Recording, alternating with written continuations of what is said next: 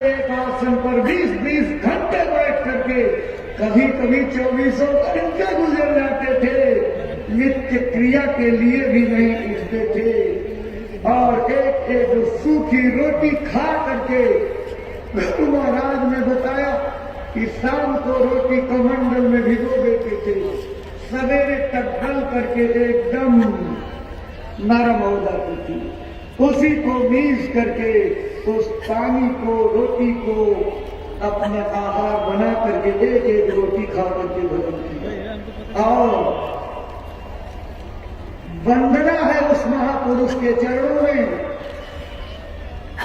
गुरु महाराज की दया कृपा और मेहनत की बलिहारी कि अपनी लगन तड़प और समर्पण त्याग की भावना से 1 वर्ष की साधना करने के उपरांत 20वें वर्ष में अपने लक्ष्य को प्राप्त कर लिया। बिरला इतिहास मिलता है। वैसे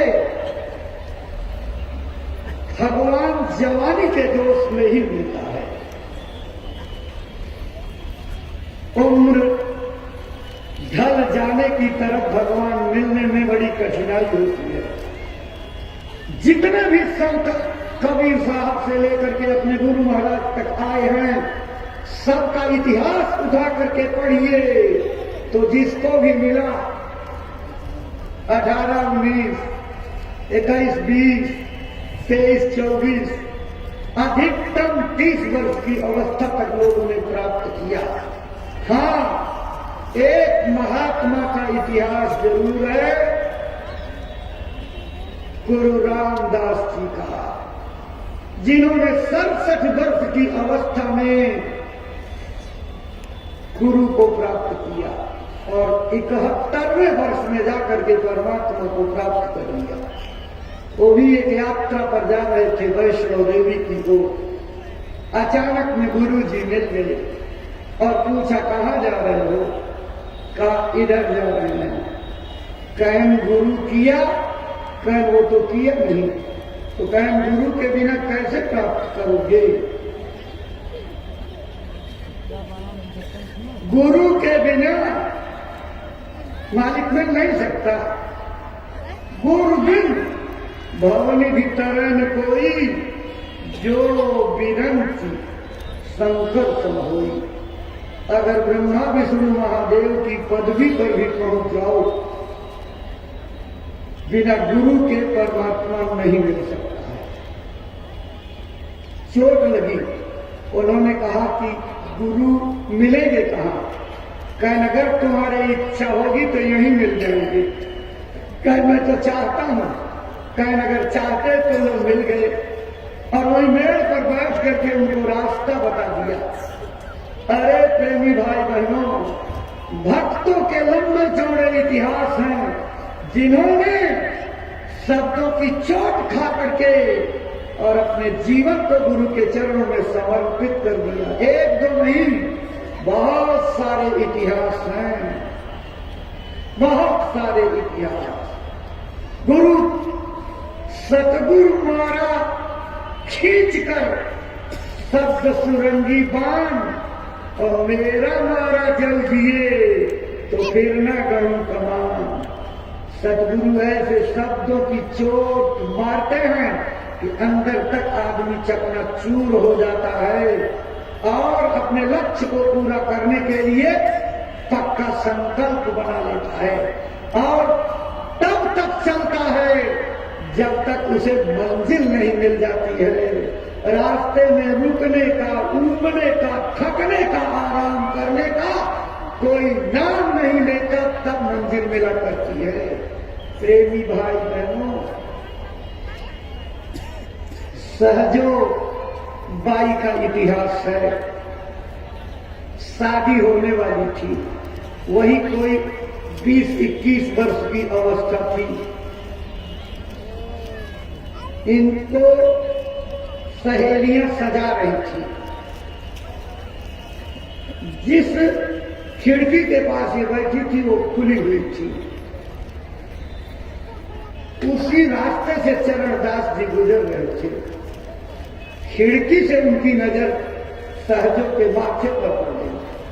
उसके माथे पर धुर रेखा थी। पहले महात्मा धुर रेखा दे करके ही नामदान दिया करते थे। जिसके माथे पर धुरधाम जाने की वो धुर रेखा होती थी वही नामदान पाता था। लेकिन अरे दयालु गुरु महाराज, आपने तो सारी पाबंदियों को छोड़ करके तोड़ करके और पात्र है कि नहीं पात्र है सब पर दया की कृपा की बरसात की। एक मानव सृष्टि के इतिहास का दया का इतना बड़ा कीर्तिमान है कि जिसको कोई काट नहीं सकता है। सहजो भाई के चेहरे पर नजर पड़ते माथे पर उन्होंने देखा, अरे ये तो धूमधाम जाने की अधिकारी ये कहां फंसने जा रही है, तो इससे मुलाकात कैसे हो। सोचते रहे बैठ करके उधर खेत की तरफ कि तब घर में टॉयलेट नहीं बनते थे, शौचालय नहीं बनते थे। लोग सुबह शाम निवृत्त होने के लिए बाहर जाया करते थे। उसी वक्त की इंतजारी करने लगे कि शायद शाम को ये बाहर निकले, तपस्या कर रहे हैं अपने जीव के लिए। और जब निकली तो दो चार सहेलियां साथ में थी। देखो कारण कैसे बताते हैं।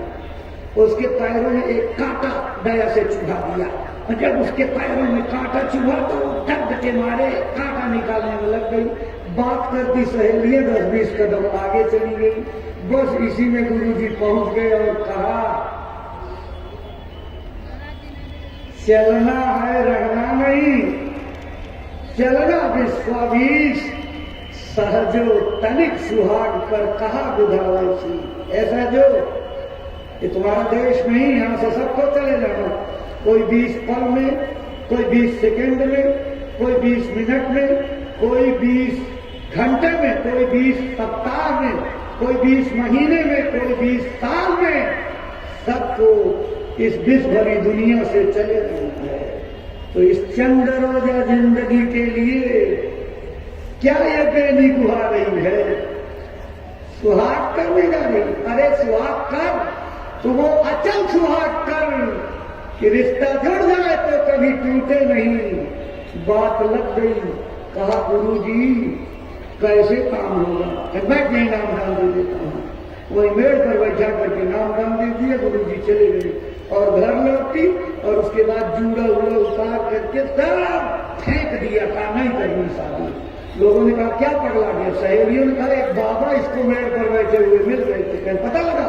लाठी डंडा लेकर के सब खोजने लगे। बाबा अपना काम किए, चल दिए और बहुत समझाए, लेकिन शादी करने को तैयार नहीं हुई और अपना काम बना लिया। उन्हीं सहजों ने लिखा कि हंसी हंसी कंत न पाइया, जिन पाया तिन रोए, हंसी खेले क्यों मिले तो कौन दुहाई हो। अगर हंसने खेलने से प्रीतम मिल जाता तो ये शादी होने के बाद इतनी बड़ी चिक्कार बैठने पर विदाई के समय क्या होती। जब संसार का पति बिना रोए नहीं मिलता, वो पति कैसे बिना रोए, इसलिए रोना पड़ेगा। इसी तरह का वाकया है। दादू साहब चले जा रहे थे, रज्जब मियां जो है घोड़ी पर बैठ करके शादी करने जा रहे थे। बगल से गुजरे, हवा के झोंके से मऊ थोड़ा किनारे हुआ, धूल रेखा दिख गई। वो भी मौका तलाशने लगे। उसी नाचने गाने वाली टीम के साथ हो लिए। थोड़ी दूर जाने के बाद धीरे से उसके पैर में चुटकी काटा, तो चुटकी काटा तो पीड़ा हुई, तो इशारा किया, नीचे झुका। तो उसको कहा गज्जब, तू गज्जब किया, सिर पर बाधा मऊर, आया था हरभजन को, किया जरत को ठो। बात लग गई और उसने कहा घोड़ी रोको, मुझे पेशाब लगी जमा है। और बस गुरुजी का हाथ पकड़ा था, बाबा जरा मदद करो, और पेशाब के बहाने चला गया। और वहीं गुरुजी ने बैठा करके नामदान दे दिया, अपना चले गए। और उसने भी जूड़ा मूड़ा उतार करके फेंक दिया। और गुरु के शब्दों की चोट लगी, जवानी के जोश में भगवान को पाया। और उन्हीं रज्जब में हम लोगों के लिए ये लिख दिया जब रचियो राम से तो तजियो संसार, वृक्षल फल नहीं लगे बिना भय पतझड़। जब तक पतझड़ नहीं होगा तब तक फल नहीं आएगा, नई कोपले नहीं। इसलिए अगर मालिक से मिलने का इरादा है, इस संसार को, संसार की कामना को, संसार की इच्छा को, संसार के बंधन को, संसार की आसक्ति को, संसार की लुभावनी भोग लिप्सा को छोड़ना पड़ेगा। तब परमात्मा की ओर बढ़ोगे तो रोना सीखना पड़ेगा। बिना रोए न मिली है सजन सखियां, पक्की बात है।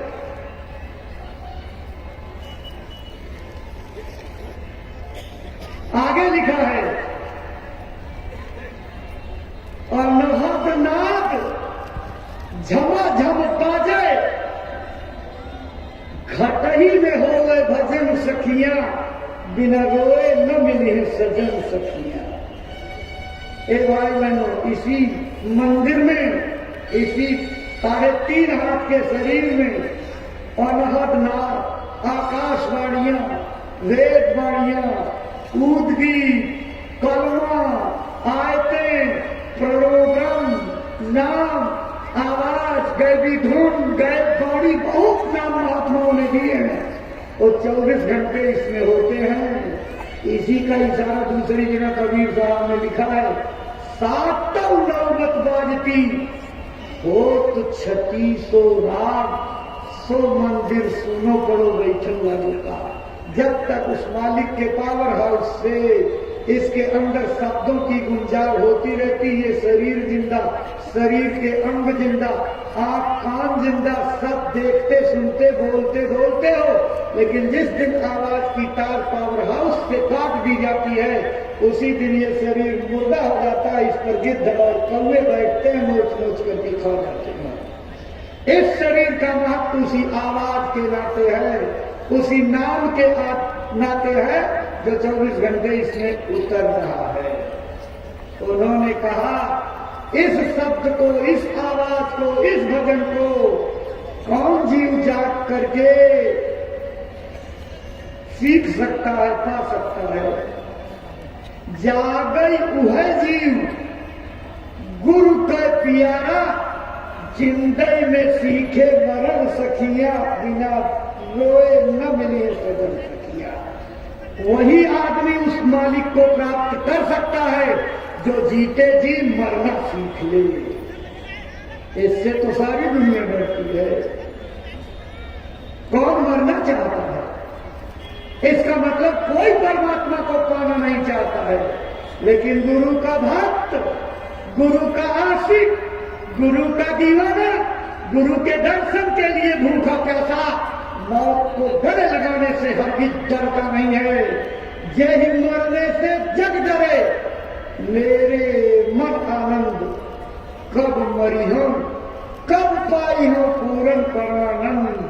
और रात दिन उस मौत की इंतजारी करता है कि कब मरूं और कब परमात्मा को प्राप्त करूं। इसलिए प्रेमी भाई बहनों, महात्माओं ने अपने बंदों को सचेत किया, अगर तुम मुझे पाना चाहते हो, अंदर में मेरा दर्शन करना चाहते हो, तो जीवत निर्तक हो रहो, तजो खलक की आस, रक्षक समर्थ सतगुरु क्यों पावे दुर्दास। प्रेमियों, जीते जी मरना सीख लो, जीते